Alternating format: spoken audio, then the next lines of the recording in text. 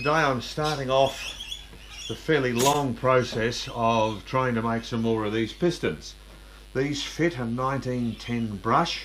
The originals of course were cast iron, and in order to make them in aluminium we have to make them very heavy because of the balance requirement on this rather strange little engine.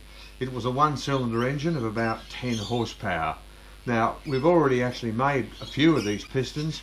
These are a couple and that we did, and to be honest they're a bit of a disaster. I don't know if you can quite see the bad porosity that we have around here.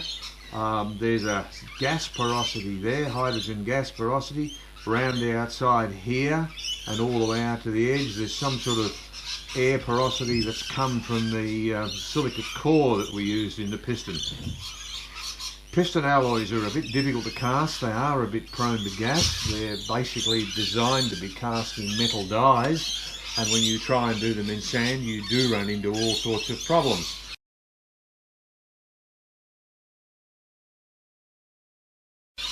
This piston in particular is very difficult because it's very thick. This is the thickness of the top of the piston, and here you can see the thickness of the skirt as cast, and the thickness sort of part way up. This makes it very, very difficult to cast, and the best way to do it is to cast it that way up with this thick bottom section, or top section of the piston as it really is. Cast it as the bottom down against a metal chill. Now I'm going to turn this bit of craftwood here, just two pieces of 16mm craftwood glued together, into a circular pattern which will be placed in the mould immediately underneath the piston. That should chill that heavy area off and hopefully give us a much better casting. Now I'll just quickly find the centre of this piece of wood. Craftwood's not much good for making patterns out of, to be honest, but for a quickie it's not too bad if you put enough paint on it afterwards to kill the fur of the craftwood, as it were. So just quickly mark a rough circle. Doesn't have to be all that accurate at this stage, and I'll go and prune the corners off in the bandsaw and then mount this up in the lathe to turn it round with a bit of paper on so it can be moulded into a sand mould. Yeah, got to come out a bit smaller than that, but that'll be right, that'll be fine. Well, I've got it mounted up in the lathe. It's just screwed quickly to a block of wood that I've already faced off flat. I'll plug these two screw holes in the pattern afterwards. I've got the cross slide set up to give me about a 2-degree taper, and we'll just very quickly turn this into a reasonable sort of a circle. Got to be a little careful there, the chuck jaws are pretty close.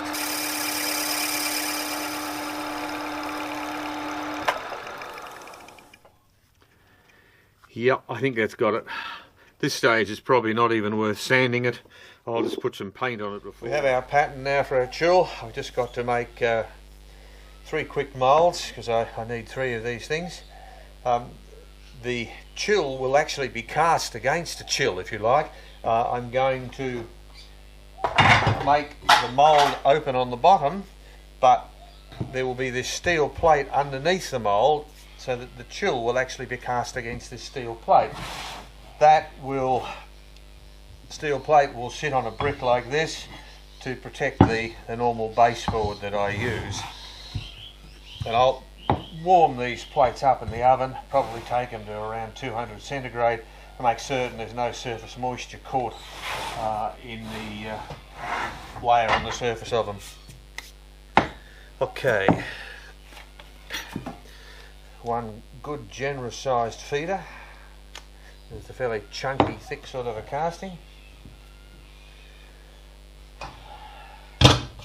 One moulding box. Not very much room around this box, so you need to be a bit careful ramming it. And I'm not going to waste good facing sand on it. It doesn't need to be pretty, and much of it's going to be machined later anyway. So that should do.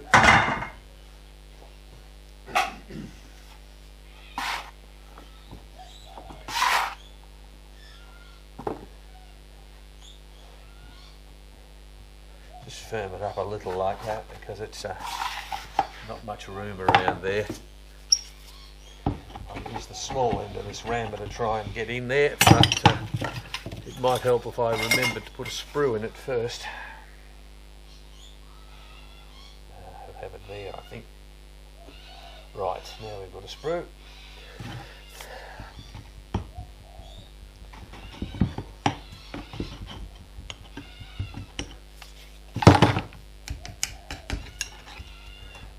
Need to make certain it's rammed quite firmly around the base of this. There's not very much room around this pattern. Could have used a bigger box, of course. But that'd take longer.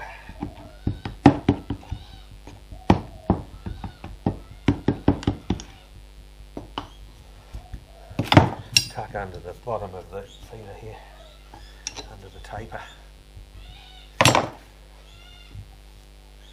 Second box half, done.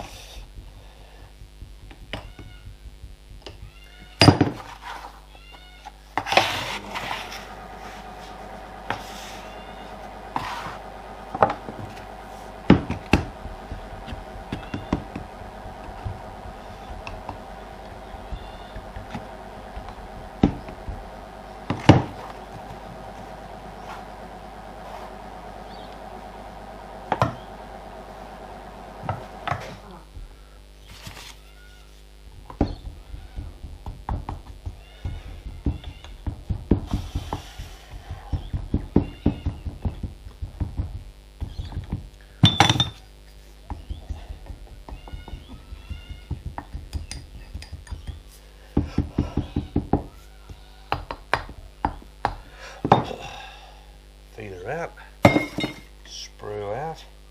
And this sprue, you'll notice, it's actually only about 6 millimetre diameter, I think it is, down the bottom there. Considering how high it is, how far the metal will fall, that will more than fill this casting in the required time.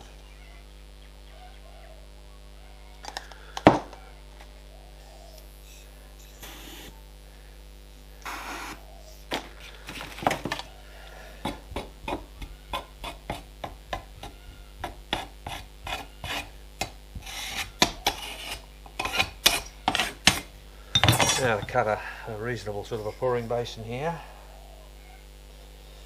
Oh, it's good using a nicely tapered sprue if you haven't got a decent pouring basin feeding it.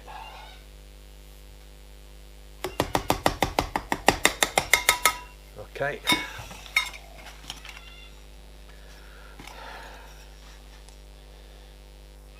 Now to connect the little basin with the sprue itself, and to leave a little ridge between.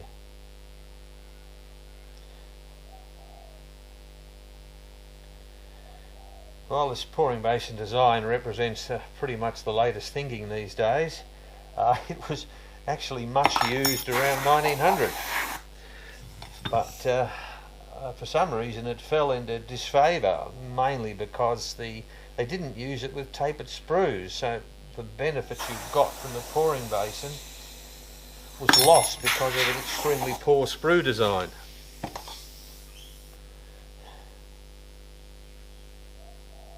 It just shows really that you have to have your whole system as well designed as possible in order to get a truly good casting. Alright, it's a bit rough, but I think that'll do nicely. Could do with a few vents, I think, in this. Around the outside. Down we go. Down we go.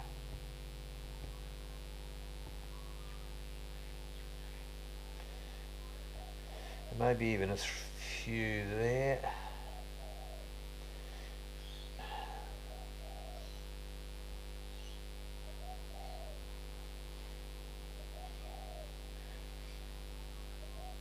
That shouldn't be too bad.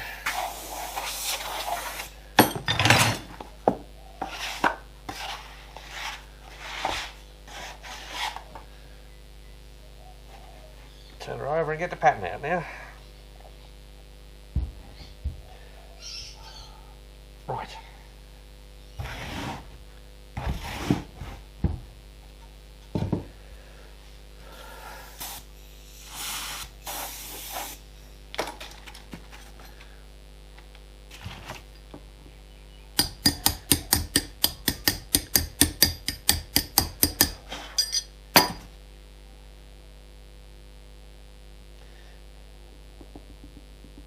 And here we go.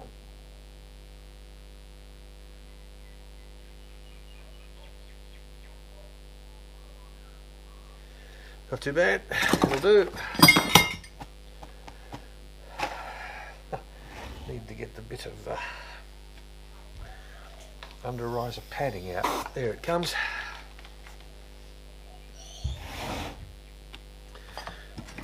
Cut a gate.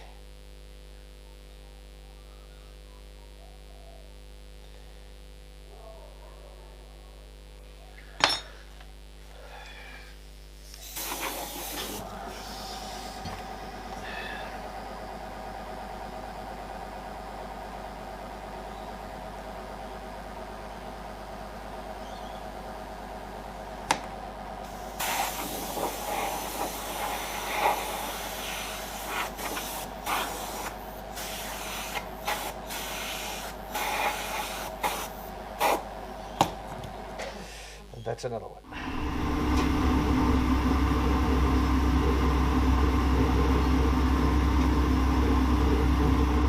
The degassing's going on in the background, and I'll now get the steel plates out of the oven where they've been warmed up to make certain there's no moisture on them. Put them on top of the 3 bricks here and then assemble the moulds on top of that.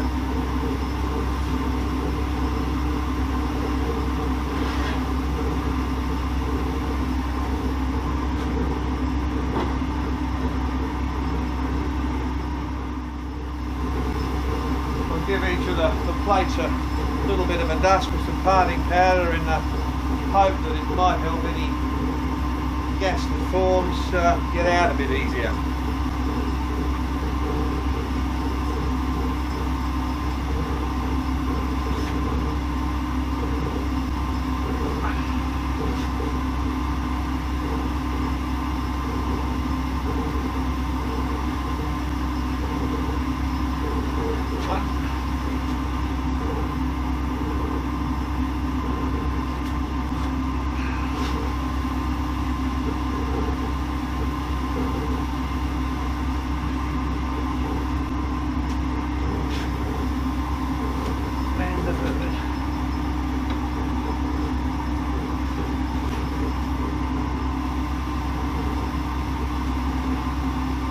Wipe the moulds down.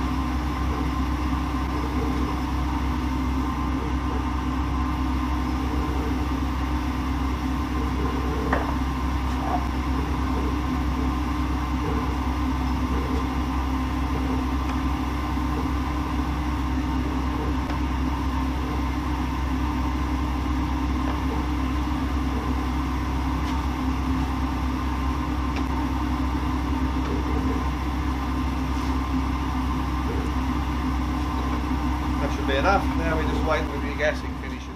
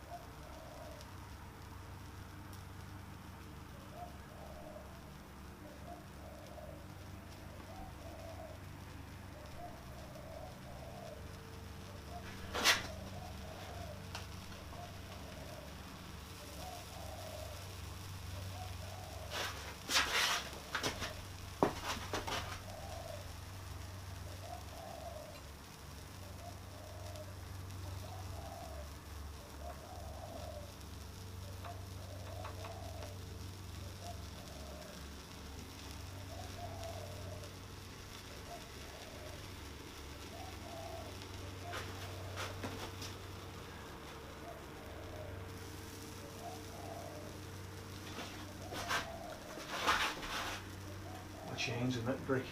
Get any lower? Thank you. Oh.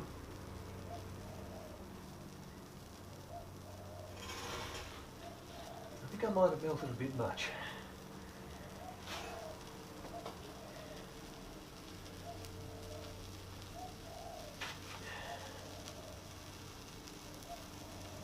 Rats, and a little bit more there, I think.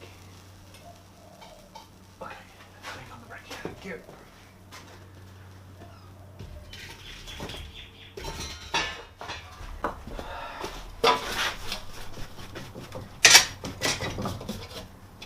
You'd have dropped a fair way, as one might expect. Well, that one's just on liquid. Give the last one a little longer.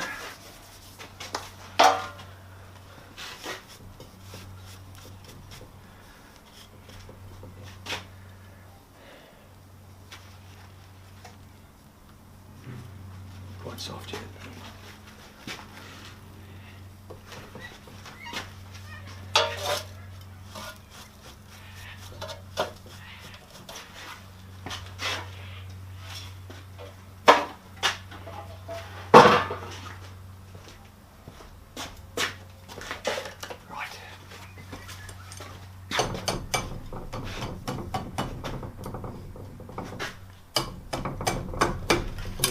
Wouldn't hurt, I don't think.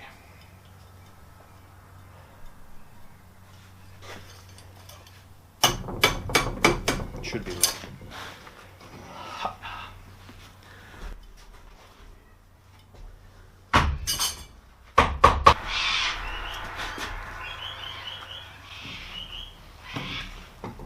Oh, they look pretty good down there, I think. I think they might be alright with a bit of luck.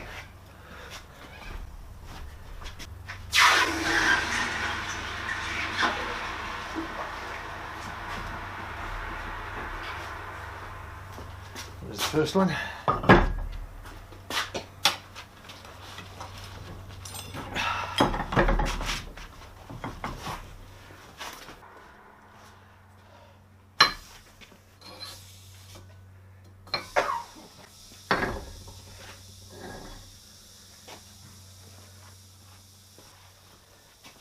And there they are, 3 chill cast chills. All we're going to do is degate them and then do a bit of machining work on them, and they'll be right to make the pistons with.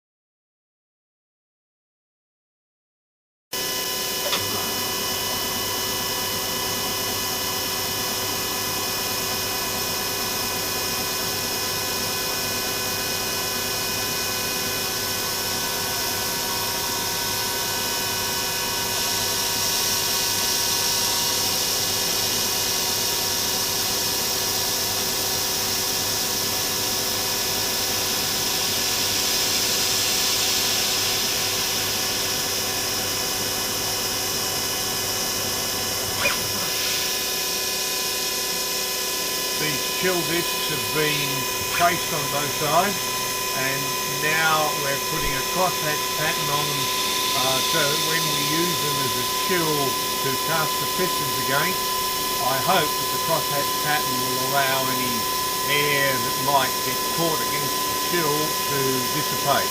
It's a bit of an experiment, and we'll just have to see what sort of happens, I guess. I'm using a rather small D-bit cutter, and of course the speed of this mill is nowhere near big enough to do the job, so this is a pretty slow, miserable sort of a pastime. This is a before, and here we have an after. So that's what we're after, and they're taking about 2 to 2.5 hours each to do. So